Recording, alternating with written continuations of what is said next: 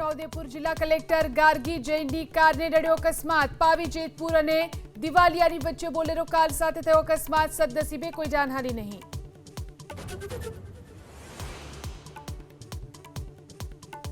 ભરૂચના જંબુસરમાં ખાતર માટે મોટી સંખ્યામાં ખેડૂતો ઉમટ્યા। ખેડૂતો રાતથી જ વિતરણ કેન્દ્ર પર પહોંચ્યા। ભારે ભીડને પગલે પોલીસ બંદોબસ્ત ગોઠવાયો।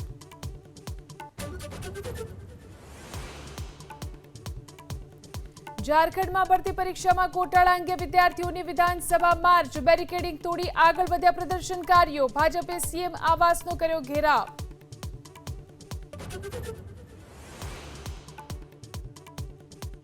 छोटाउदेपुर जिला कलेक्टर गार्गी जैननी कारने नड्यो अकस्मात। पावी जेतपुर અને દિવાલિયાની વચ્ચે બોલેરો કાર સાથે થયો અકસ્માત। સદનસીબે કોઈ જાનહાનિ નહીં।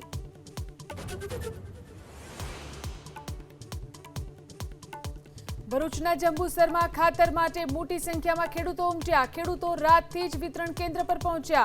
ભારે ભીડને પગલે પોલીસ બંદોબસ્ત ગોઠવાયો।